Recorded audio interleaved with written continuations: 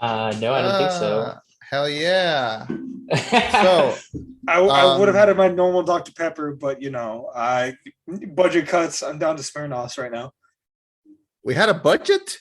Not for Yes. you. Yes, due to budget cuts, I can't drink my whiskey this week. I had to do Smirnoffs this time. Hey, I had an idea for today's review. I want to run it by you before we start. Shoot. Should I do the whole review like this? It's like, Oh. Whoa. Yeah, Whoa. this is gonna make for great radio. God. Oh man. Fucking. Yeah. So Eddie, before we started this, you were cheating on me. How You was were that? invited. You were invited. I was busy. I couldn't rewatch the film. Like, What's how going was dude? it? It was Was a it better? weird. It was a weird ass movie to watch. I can tell you that much. Damn it. I wanted to rewatch it too, but I didn't get a chance to. Punch Jimmy, Drunk Love? have you seen Punch Drunk Love? Oh no, I thought we were talking about this movie that we are gonna talk about. Oh, fuck this movie. No, fuck Malignant. No, I Please. want to talk about Punch Drunk Love. The fuck Punch Drunk Love. Oh no, it was fucking weird watching Adam Sandler be that serious. Damn. Like I haven't seen Uncut Gems, so I can't really comment too hard. Okay. Well, Uncle Jim's pretty good. Uncle James is pretty fucking good. You It's on would the- really like it, Eddie. It's on the list, but if anything, if it follows like my normal list, I'll see it in about 18 years. Do y'all hear that? What is that? Yeah. That was my family watching they're watching soccer. This is like an everyday day in the Garza household. They're watching what? They're watching soccer because they're Mexicans. Oh. And today is our day. So like Today, a whole day. today is That's our day. So right. like we've recharged, Peak So- Mexicanness. Today you is re- peak Mexican day. So Did you Eddie, guys, show off your Spanish. No. Nice. That's pretty good. Yeah, that was excellent. Here, I can also roll my R's. Brrr. At least you can roll your R's. I mean, that's way more than some That's the people hard can. part.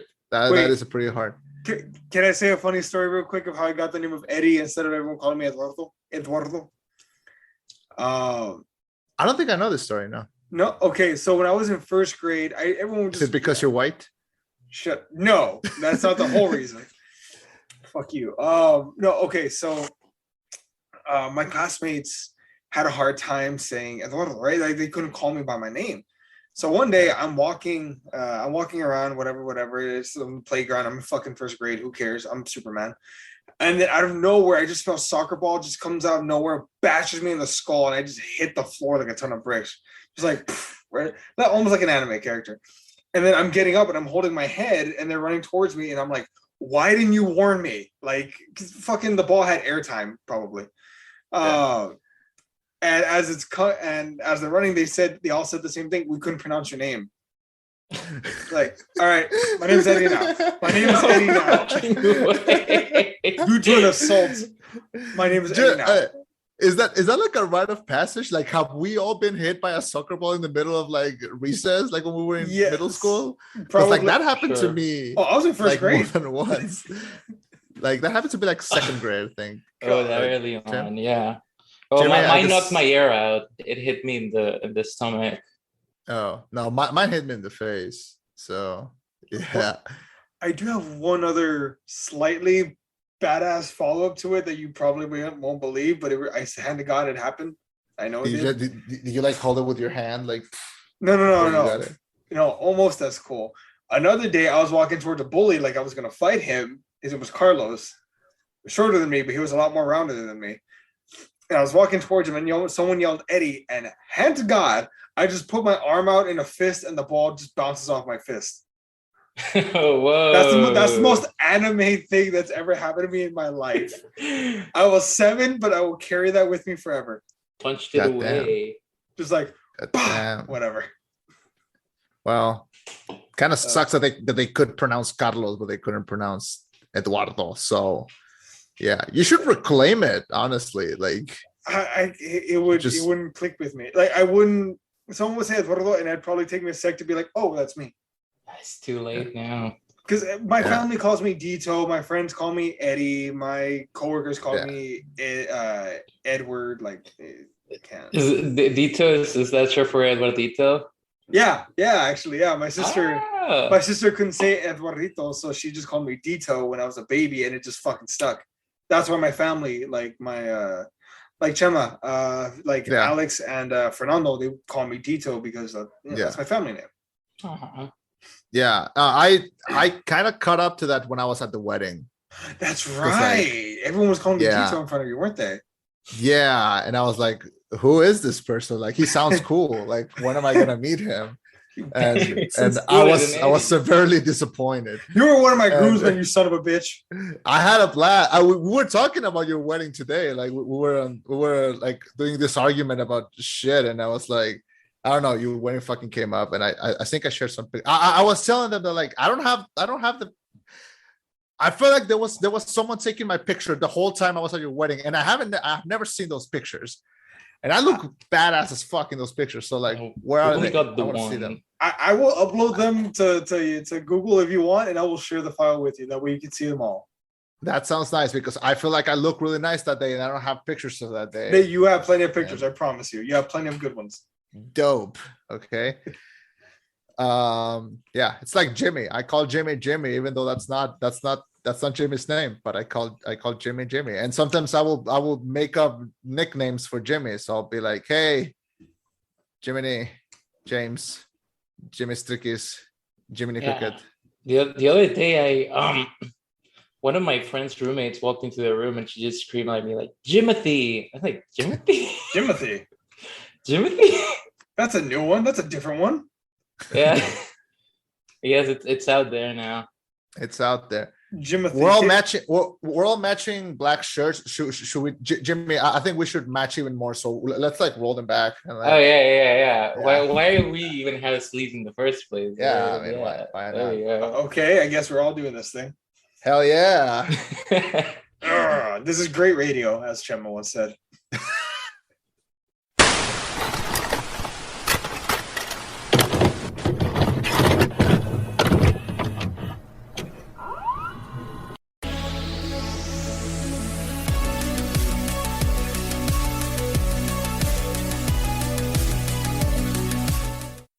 Thank you for welcoming us into your headphones. My name is Chema. I'm Gabriel, And I'm Jimothy. and this is the And rollback. this is the rollback. Oh, okay. So I think we should start this review by saying straight up that we're gonna jump into spoilers pretty early because it's gonna be pretty hard to not. So I'm just gonna read like the summary and then But no, I start it. before Yeah. you even read the summary, I think this is a really good movie to just go in completely blind into, because like Yeah. when I bought my ticket, I knew nothing about the movie. By the time I got to the theater, the bartender told me it was by James Wan, and that was the only thing I knew when I took my seat. Like, I had seen no trailers, I had read no synopsis. I was just like, okay, it's a James Wan flick. It has a similar name to Insidious. Let's go, baby.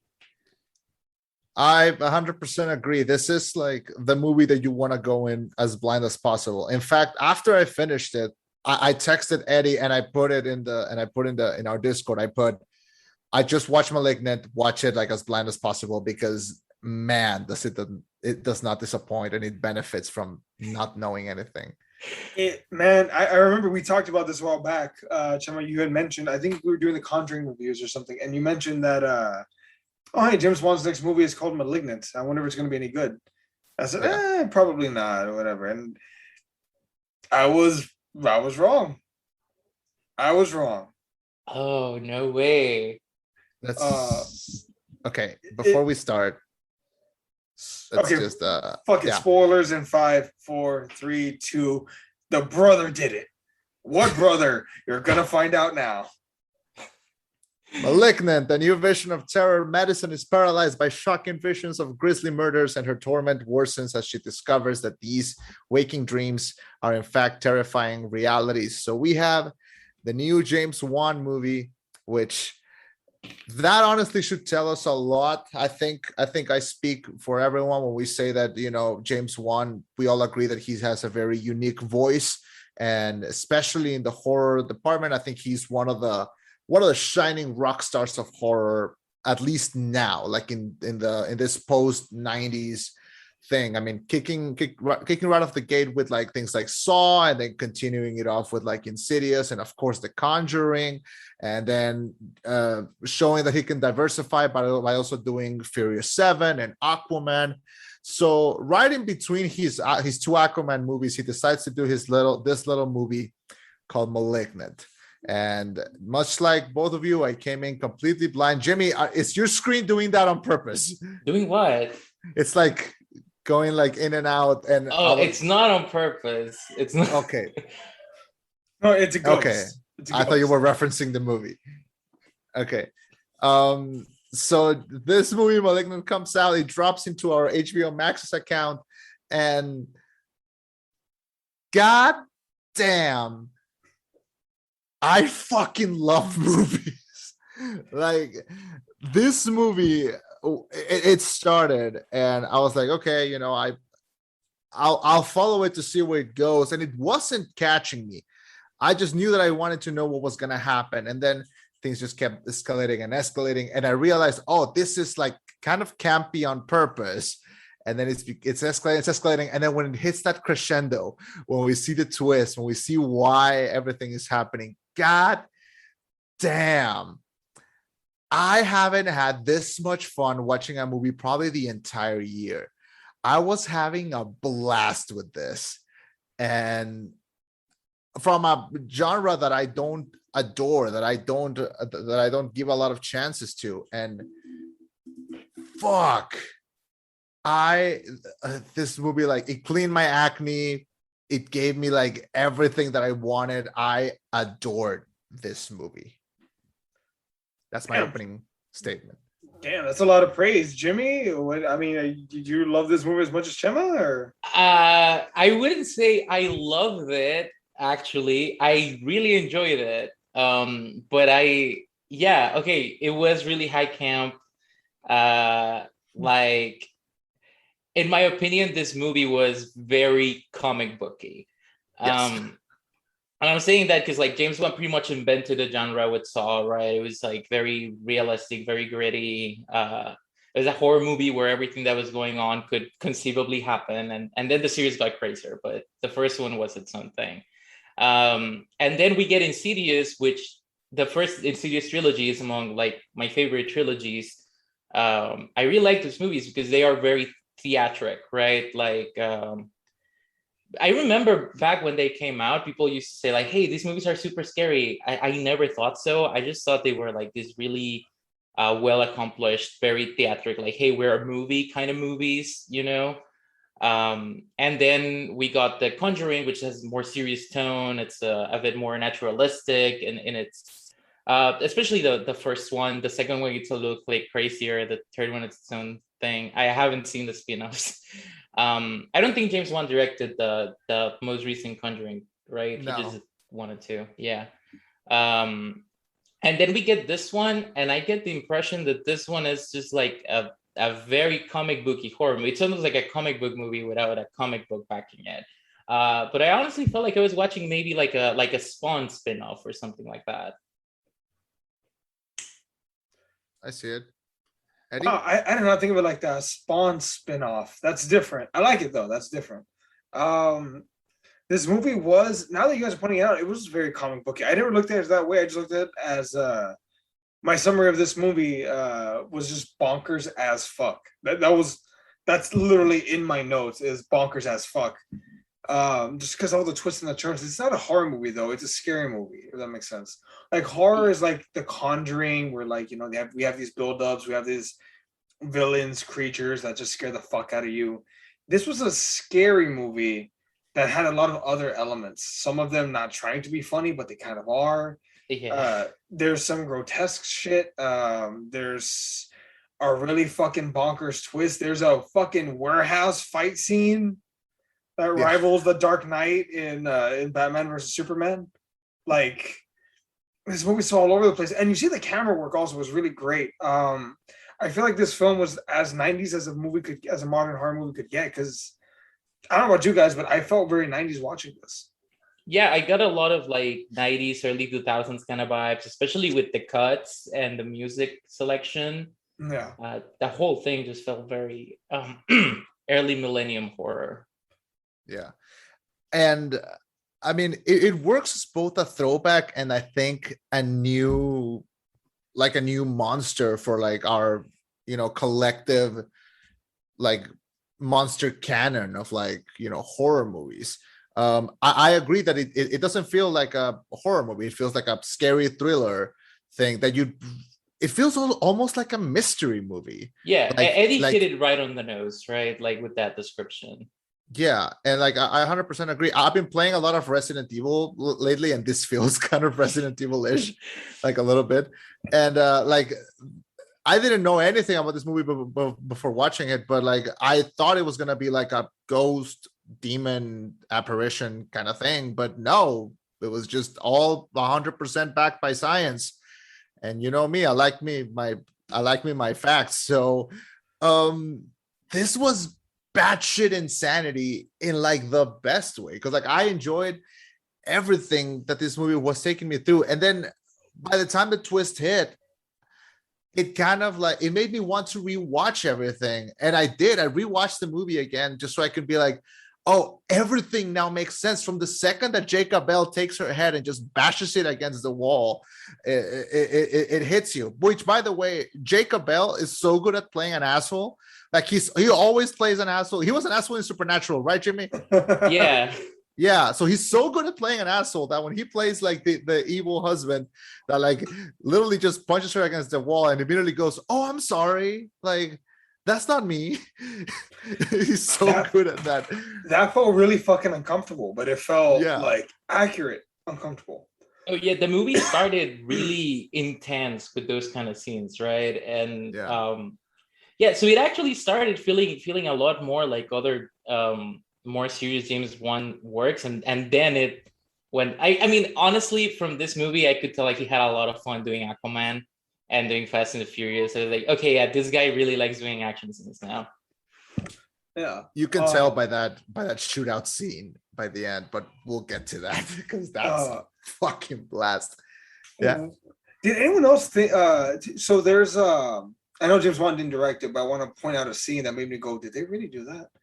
Do you guys remember the first Annabelle movie, the one where she's fucking with his family, this new family? Oh yeah, there's a baby, and there's a scene at the climax of the movie where like she takes the doll, beats it against the crib, and throws it, and then it like repans, and she sees the body of her baby, thinking that she just killed her child. That's the only time in a movie I've ever been like, no fucking way, they just did that. Yeah, and this film had it fucks with her, yeah. Which, by the way, it's the same actress. Is it? Oh shit! Yeah. I did not notice that. She's the same actress, yeah. Oh damn! And her name, Annabelle. Annabelle Wallace. Annabelle Wallace. Jesus. Fantastic. But no, in this movie, they have a line, the throwaway line that I was like, that's really fucking dark. After she loses her child, the doctor says, "This is actually, I think, her 4th miscarriage in 2 years."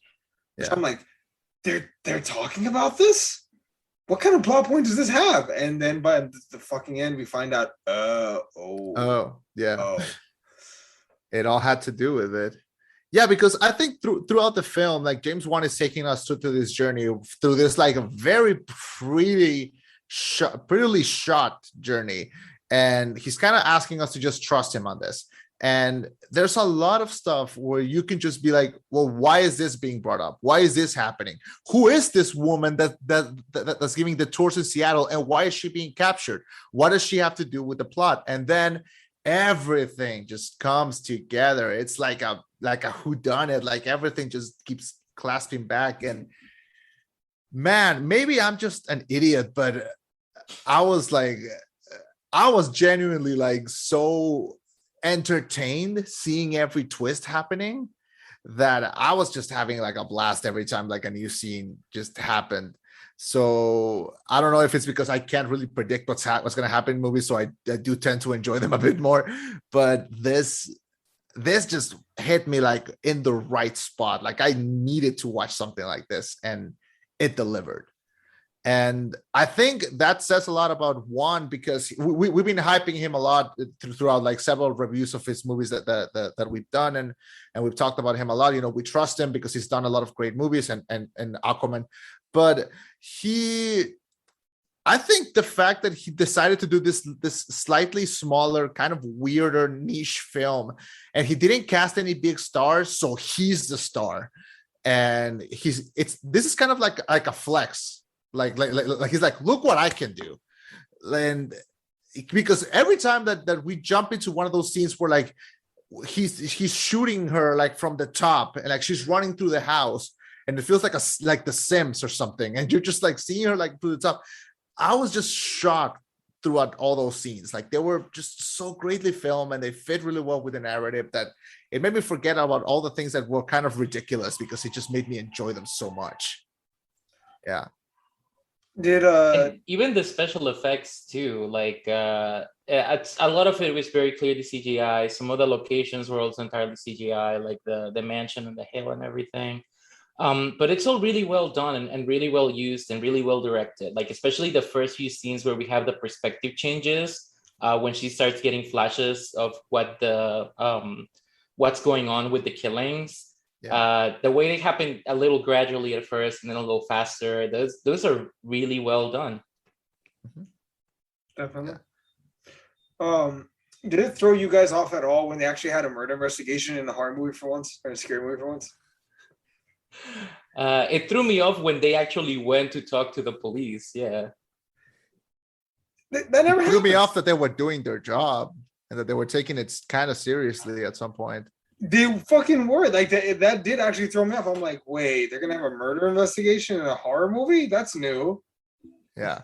The movie tries to be a lot of things at the same time. And I think I was kind of getting overwhelmed at the start, but by the time it really all connected, I think it worked out pretty well. I like the two detectives. I think they were like, they helped to add a little bit of comedy into the movie, which I think a horror movie requires, because it helps you like relax a bit.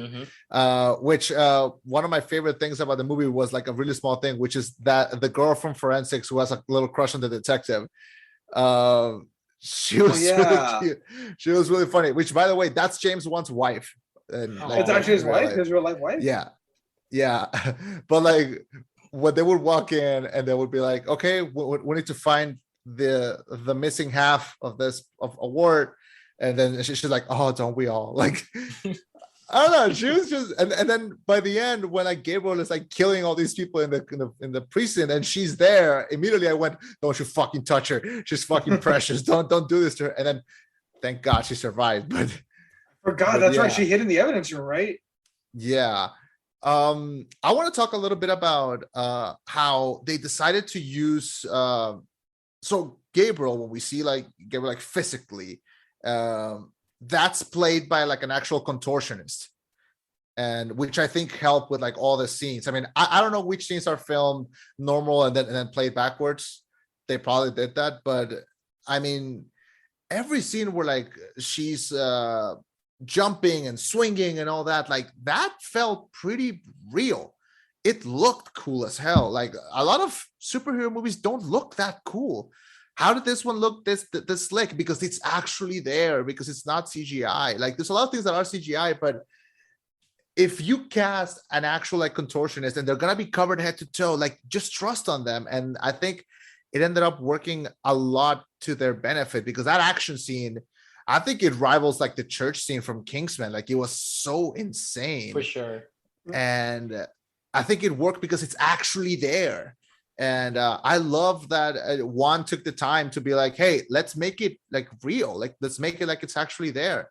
And the fact that he made it like walk backwards and like have the hands backwards and like the hand and everything, I think it makes it so unique. Like, when have we seen a monster like that? And even if we have, like, I don't remember it. So this one I thought was pretty cool and original for that. Yeah, it made it really uncanny throughout the whole movie, because we talk about a lot about the final shootout scene. The jail scene was also pretty intense. But there's also that first chase with Kekoa, when he finds out that yeah, the killer's out there in the loose, right? And they're just running through these passages, right, and storage, and like the lair and the sewers, and all the movement there just looks really. This is before we find out, right, what Gabriel is, and it already sets us up for that deal just from all the physicality of it.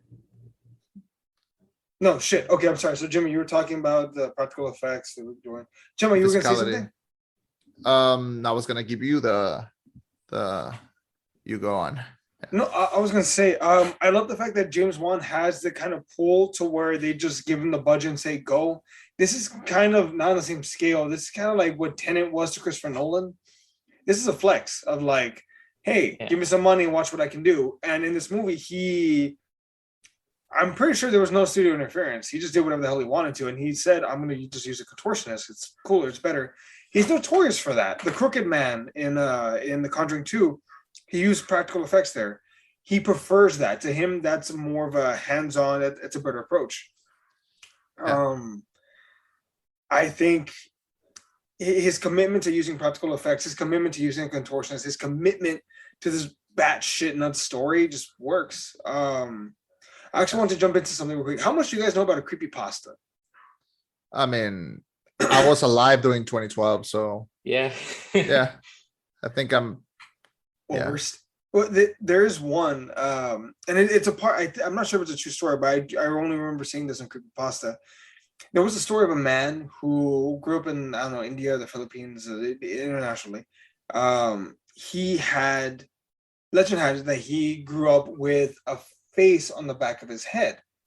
Now, people said that the face never reacted; it was just there.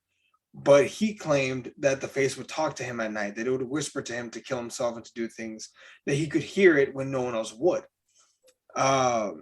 That said, on his deathbed before he died, or I'm not sure if he died or committed suicide, I can't remember, but legend has it that he said, when I die, make sure you cut that part of me off and bury it somewhere else. I don't want to be buried and listen to him for the rest of my life. So he passes away, cut, separate, whatnot. Somehow James Wan took like this very bare bones story and morphed it into this full range like film, including action sequences, a subplot, a motivation for the villain, like all this stuff, and just goddamn. Yeah. No, I agree. And, in One I Trust, I mean, he's never let me down except for Aquaman. So he's been consistent with, I'm sorry, I don't like Aquaman. Sorry, God. And I think I'm allowed. It's just that I really like when he does something like this. I really like when directors get creative and go back to basics. And now that they have a little bit of pull, a little bit more money, because if I'm not wrong, Aquaman is like the highest grossing DCEU film. I think it made over $1 billion. Yeah, I think it is actually. Yeah, so that already like gives him a lot of pull, because Furious 7 was also like, I think it's in the top 5 or top 10 of like highest grossing films of all time. Like, and emotionally it hit, which, yeah, I still can't believe that happened. But yeah. When did we all decided that we all love Paul Walker? Like, when did that happen? I thought you were gonna say top 10 best grossing Fast and the Furious movies. No, it's in like the top 10 highest grossing films of all time. Yeah. This is why Disney will never buy Universal, because they're just like, oh, we can print our own money. We're fine. We don't need your money. We don't need the rat. I mean, one is like, but the fact that he would to kind of like I mentioned it before, but like it's like him flexing his muscles. Like, okay, between Aquaman 1 and Aquaman 2, let me try to just do a little something. This is like when Jon Favreau did Chef. I mean, it's like a smaller film, and it's just him like basking in all of his powers, and I like it because of that. And I gotta give a shout out to Ray Chase. Ray Chase is a very good voice actor, but he usually does like anime and video games, and he's the voice of Gabriel.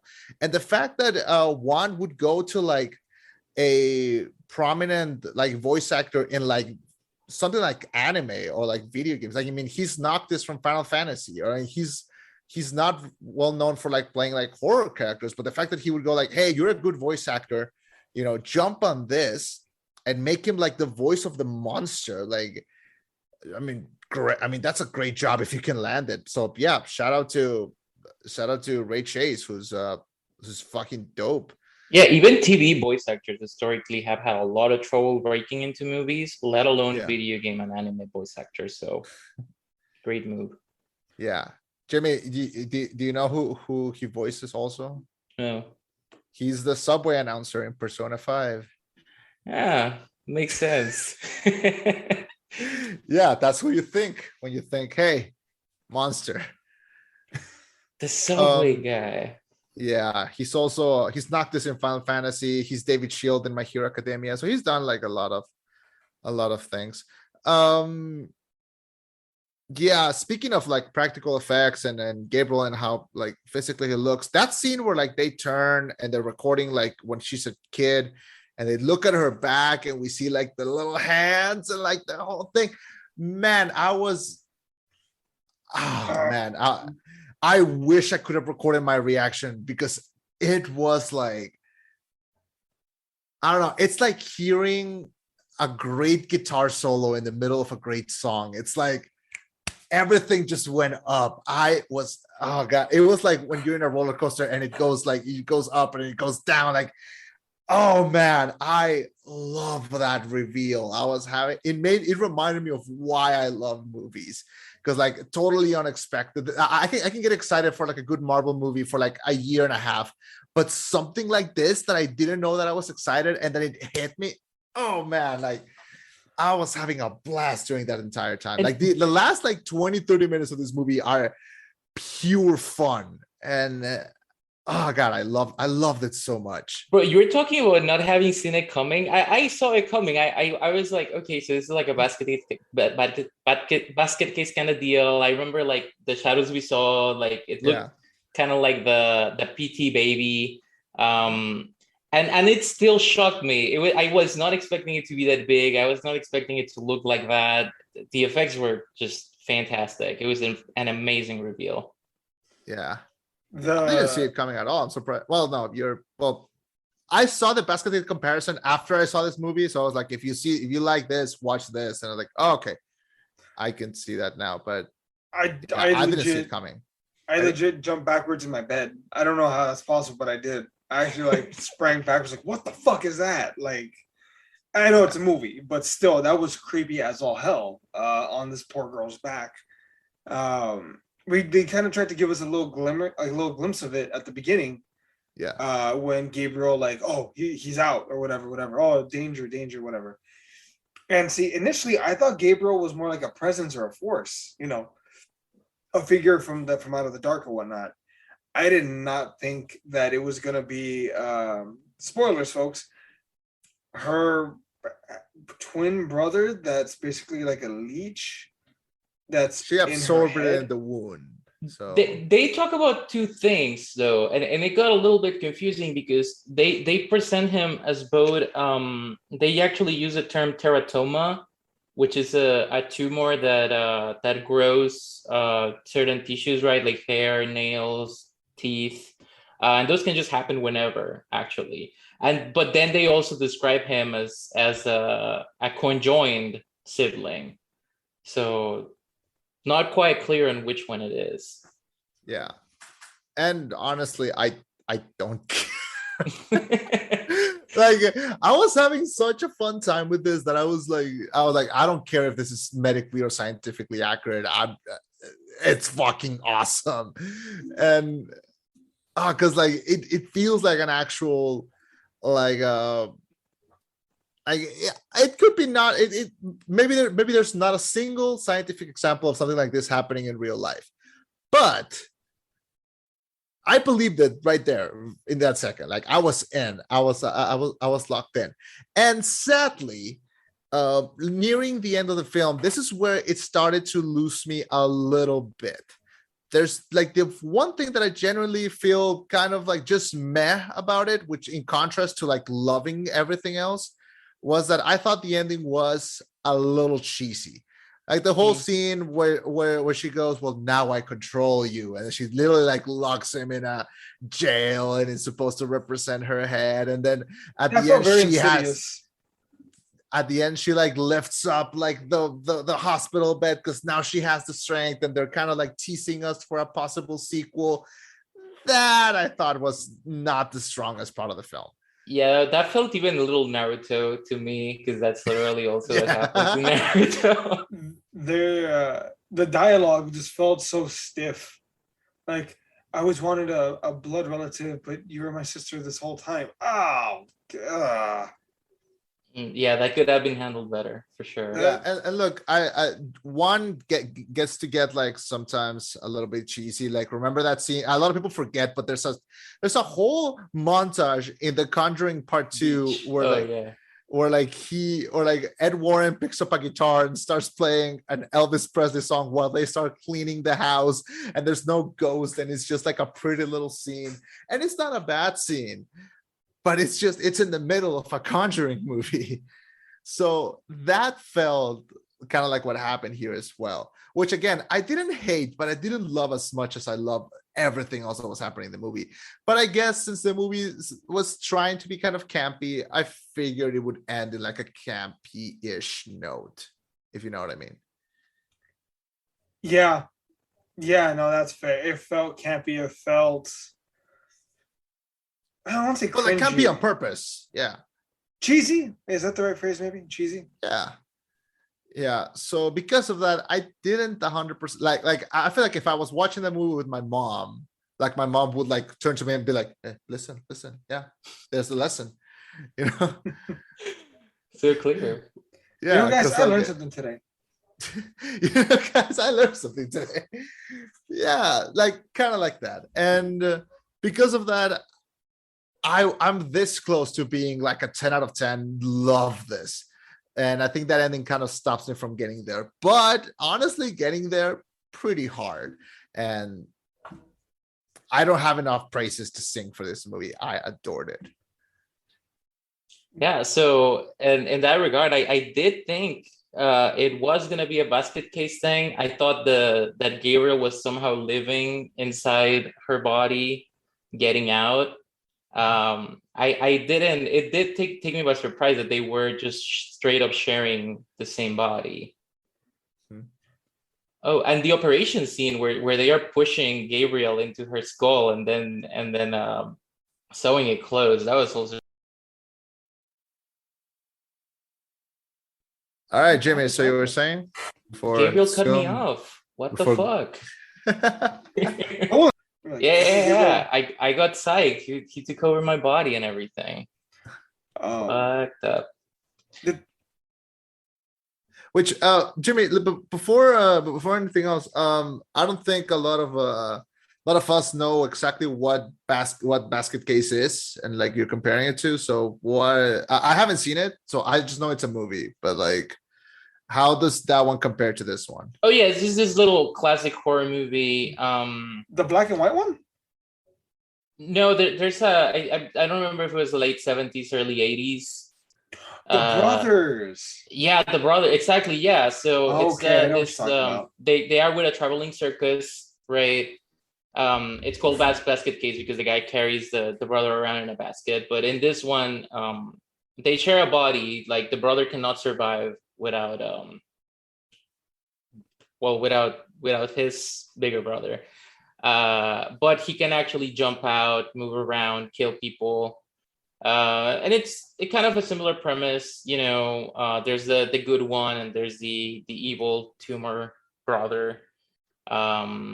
He just kills people for fun and everything. So as they travel around with the county fair,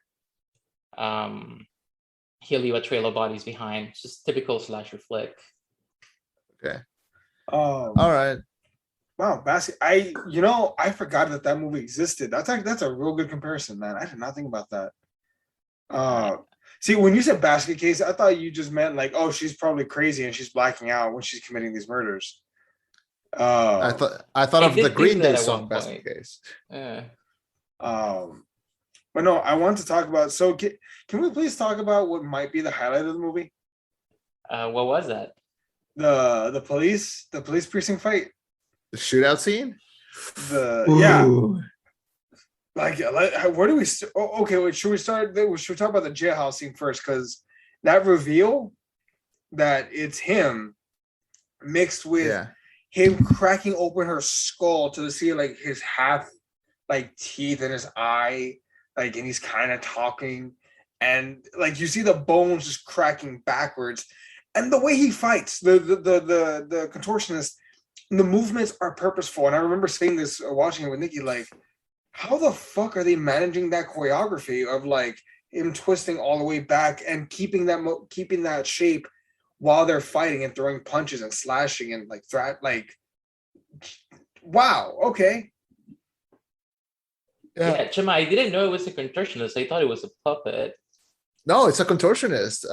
When I tried looking her up, I didn't get like an actual page. I got like a season of like America's Got Talent or something, and that's when I realized like, oh, it's a contortionist. Like this is because look, they did the same thing when they did the latest Ring movie.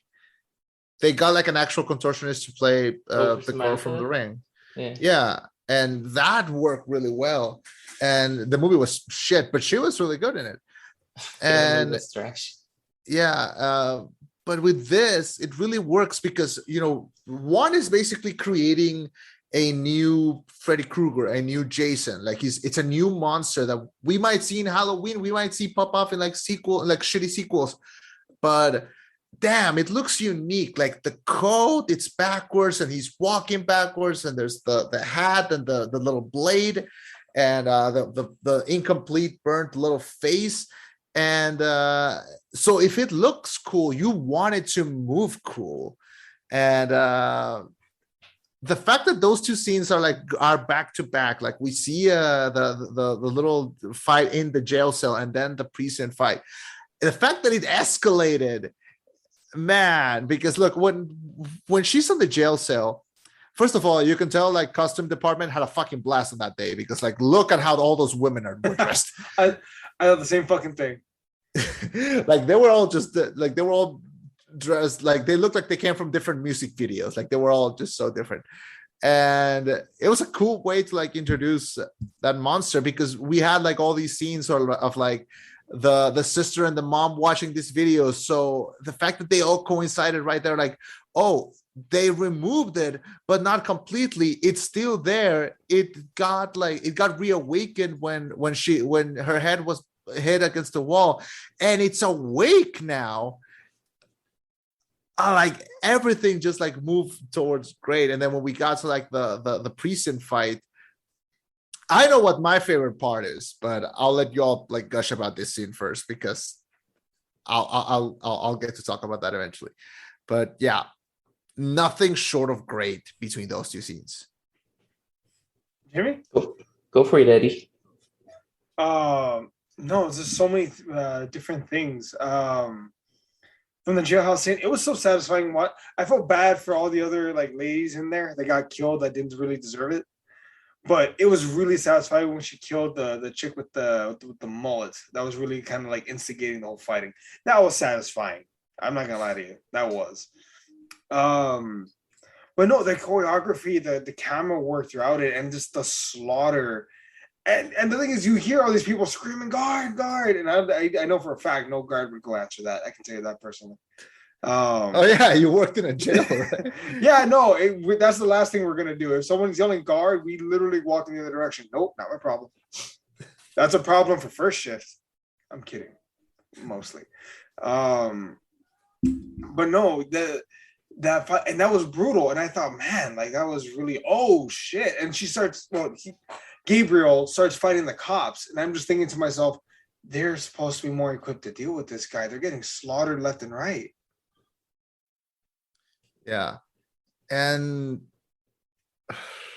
I mean, we start to see like the precincts start coming in and they're calling for backup, and Gabriel is just slaughtering them and is jumping and twisting and like doing all these rolls and avoiding all the hits.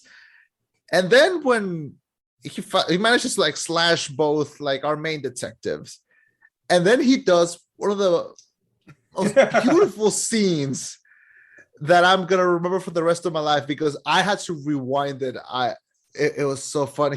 Gabriel goes to the other direction and grabs a chair and just throws it he just to yeets the other over. side of the prison, just yeets it and just hits them directly.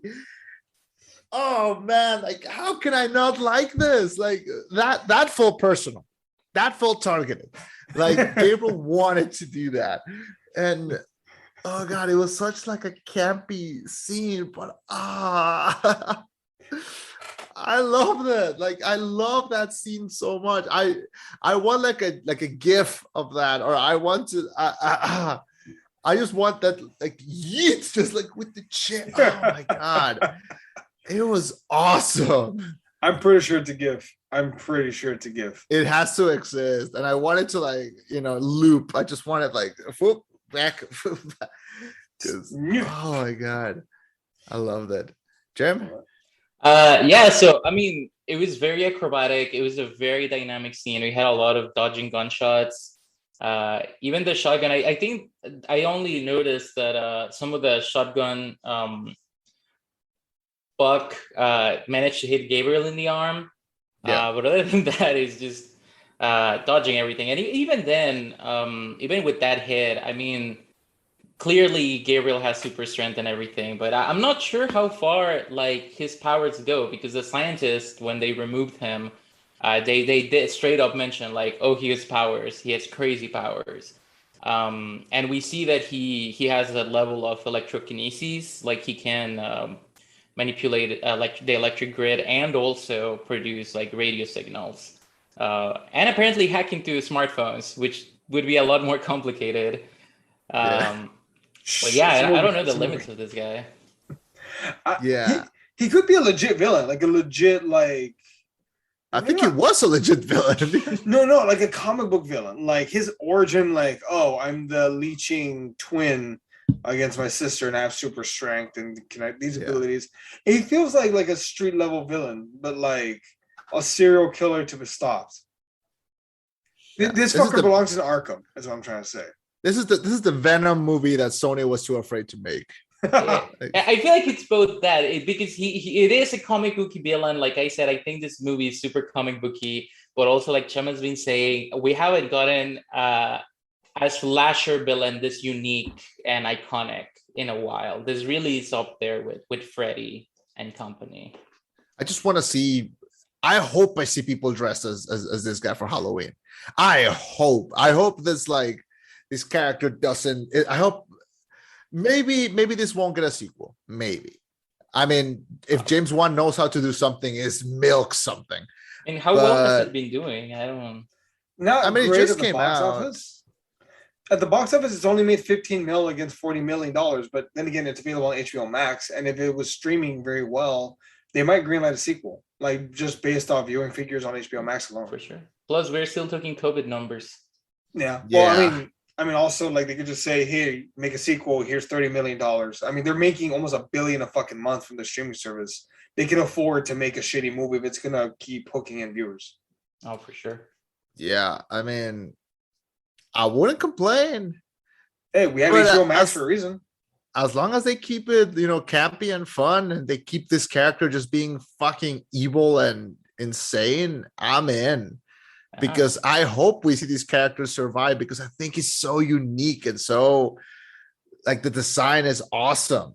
And I keep saying this, but I hope he becomes like a Halloween thing. Like I hope like we keep seeing that. And man, I can't sing enough praise about this movie. Like I had a fucking blast. You're not wrong, man. The crazy thing is that I want to talk about this real quick. This movie gets, from what I've seen, people are divided, and it's not like even in the middle. People are very extreme on this movie. They either really fucking hate this movie or they really fucking love this movie. think they get it if they didn't like it. Like if you walk into this movie thinking that it's like Conjuring 4 or like another Insidious, For sure. like you're gonna be disappointed. But that's why I encourage everyone to watch it blind. Like just go in blind and, you know, trust me, you'll enjoy it. If you can appreciate camp and something different, because that's what this movie is. Yeah, because I really thought it was gonna be something really scary. I was like, Malignant, okay, like one word title. It's James Wan. Poster looks really dark. It's probably gonna be. I wanted something terrifying, right? And like Eddie mentioned, this movie isn't really a horror movie as much as it's an action movie with horror elements. But I still really liked it. And you know what? I started this review saying like, "Oh, I didn't love it," but I don't know why I said that because I did. Am I? Is it me? Am I hyping it? Do we sway your opinion, Jimmy? Man, I was just talking my actual thoughts as I watched it, and it's like, yeah, no, you know what? I did like it. It's pretty good. Here's what I realized that I really connected with this. Like I watched it and I had a blast, and I was texting everyone like, "Yo, watch this and go blind." And then like the next morning, I was talking with my mom. And she was like, and she always asked me like, "Oh, what are you gonna review this week?" And I was like, "Oh, we're talking this horror movie," and she doesn't watch horror, so I just. Your mom supports your projects. Oh Yeah, I mean, she doesn't listen to it, but, Yeah, but she doesn't know English, so she just. yeah. It's not her. Disculpa, But yeah, disculpa me. yeah. I will play her that part. Yeah. So she's not gonna listen to it. But I told her, so we watched this horror movie, and I pretty much like told her everything that happened. And while I was describing it, I was getting hyped describing it. So I think in that moment I was like, wait, I love this. And yeah, because I was just getting so excited to just get to the part where I thought like everything connected. So I don't know. It's such a weird thing, but like this completely, I had no expectation and completely involved me and like grabbed me and did everything for me. Like, which is weird because I don't know, which is good because I was hooked when I just saw James Wan new movie and I thought, okay, there's like a good thing for like a review. Like we'll just do that. But then as I started to think, how the hell do you market this? Because like the posters are very vague. I didn't watch the trailers, but like, how the fuck do you market this without spoiling anything? Is there trailers? Oh, studios haven't cared about that in a long while. I believe the trailers. I think I saw the very first one when it very first came out, like a long time ago. I barely remembered it, but I want to say they marketed it as another horror movie. Mm. So as a Conjuring-esque or like supernatural. Wow. They just marketed it as like a supernatural scary movie. Like this girl is being haunted by something, and that's it. Like there was no hint to like the brother, that there was action sequences, that there was a killer. Like it was legit. Like I think they only showed the shadow even, you know? Yeah. But well, that's how they marketed it. Well, I hope word of mouth helps this movie because I don't know, it's like Cabin in the Woods. Like I want everyone to watch this, but I don't want to tell them what it's about because I just need them to like experience it by themselves. Go watch it. Yeah, just like this is like the shut up, just watch it movie of the year. Oh, for sure. And oh god, I had a blast. This jumps straight into like my top 5, probably top 3 favorite movies of the year because it was awesome. Along which others? Oof. So it sits somewhere between like Luca, Mitchell's versus the Machines. That was this year? Yeah. A long year, man. Coda was pretty good. If Coda was like the feel-good movie of the year, this is like the opposite. This is like the batshit fun movie. This is the hangover of the year. This is like, what the fuck is this? I like it. Oh, for sure. Oh god. Anything else? No, I mean, Jimmy, do you want to give your final thoughts, Chema? Or? Yeah, just really fun movie, really batshit, really a lot of iconic shots in it. The weapon is pretty cool. Like it's trophy of the doctors who like kind of abuse Gabriel in a way. Super cool. Great job, James Wan. What else Are we can I still say? are we still boycotting Aquaman 2 though? Oh yeah, for sure. I'm not. I'll be honest. I'm not. I'm a shill. I'm DC. Well, if I'm being honest, I'm gonna watch it too. I'm letting Chema. I think you're the only one. I'll sneak in my snacks. How about that? That's my way of giving it to the man. I'm gonna take in my own snacks. Sounds like a No, plan. because you're not sticking it to the man, you're sticking it to the movie theaters, and we need movie theaters to survive. Okay, how about what if I sneak in to watch Aquaman? Is that okay? What if after you watch Aquaman on theaters, before you watch it on HBO Max, you watch it one time, but like, you know, from like a leaked pirated copy. I think it's fine. I'll use my ticket for an artsy movie that I don't want to watch, and I'll just sneak into Aquaman. There you go. Boom. There you go. All right. There you go. Yeah. Stick That's it to James Wan and just Fuck you, Amber Heard. I mean, my final thoughts. I've been all over the place during this review, but it's because I have nothing more to say than I fucking love this movie, and I don't know. James Wan is a fucking genius, and I'll watch whatever he wants as long as, you know, it's not an Aquaman movie. But I'll watch it like 6 weeks after it comes out.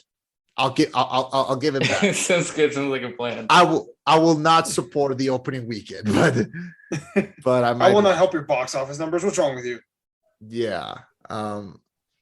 So that's Going Blind. Enjoy it. Rewatch it. It's on HBO Max. Just fucking have a ball. Also, it's gonna be on HBO Max for only a month, and I think then they're gonna take it out.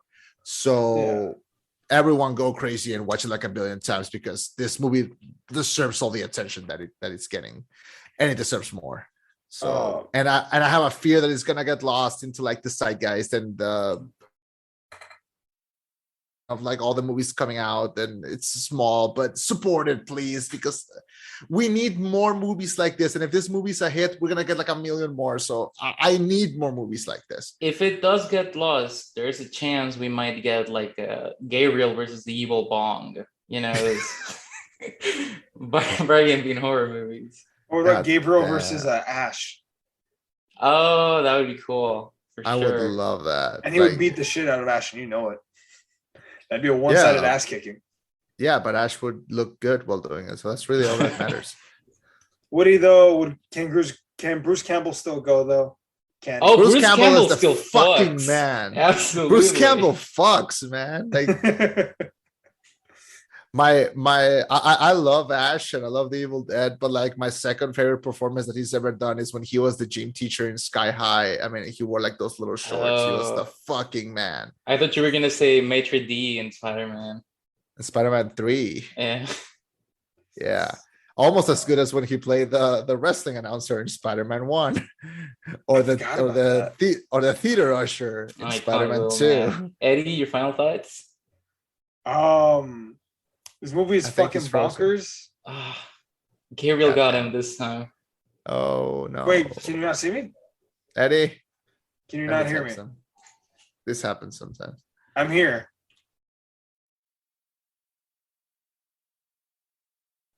Oh, thank God. Yeah. Okay, wait. Final thoughts, right? Yeah. So this movie is just batshit bonkers, but I love it. It's a scary movie, but it's not a horror movie. It's an action movie, but it's not like a superhero movie. Just awesome movie. This would make a great. Now I think about it, this would make such a great origin story for a villain. But I mean, James Wan firing on all cylinders. I really enjoyed it. I'm glad nothing was spoiled for me beforehand. Yeah, Going Blind.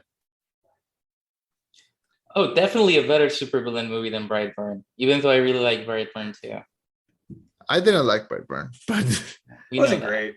The only part that I like in Brightburn was like at the end of credits where like Michael Rooker shows up and is like, what are all these fucking people with powers are attacking? And they showed the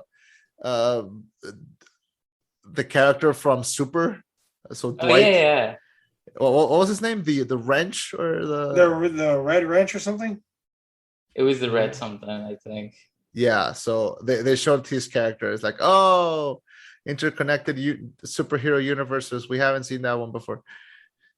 And so, yeah, final thoughts. This was awesome. Nothing more. Yeah. I give it an A-. I really liked it. I give it a 9 out of 10. Oh, we're doing letters this time. You can do whatever you want. I'll go. You can do whatever makes you happy. I'll go for 7 Gabriels out of 8 Gabriels. That's high praise. Yeah. Yeah. Which by the way, last comment. When the sister gets to the abandoned hospital, she parks her car like right at the edge of the mountain. That's not normal. That's not okay. She could have died. You wouldn't if you could. not in a life and death situation like that. But like to show off, sure. I mean, how good? I'm not that good of a driver, but there you go. Thanks for joining us. If you'd like to hear more about our thoughts on movies, go to the rollback.net. If you're listening to us via, however you're listening to us, however you get your podcast, please like and subscribe. We greatly appreciate it. We're always trying to grow the channel. I've been Eddie. And I've been Chema. This was Jimmy. Thanks for having me. And thanks for coming. And this was the rollback. The rollback. Signing off with a reminder to wear a helmet. Or a mask. Just do it. I mean, the mask, obviously, but like a helmet would have genuinely helped this poor woman. Oh God, you're right. And also the holidays are coming. And instead of blasting lights into the sky. Sorry, no one's dying, folks. No one's dying. Folks, yeah. No, this is just a normal Mexican evening. Let me try it again. The holidays are coming. So instead of blasting bright lights into the sky, break up with your toxic significant other. Let that be the blast this holiday. Okay. It would have also helped this poor woman, is what I'm trying to say. Fuck, he's got a point though, Jimmy. Break up with your ex, folks. You won't regret it unless you do. Don't. It can really only go up from there.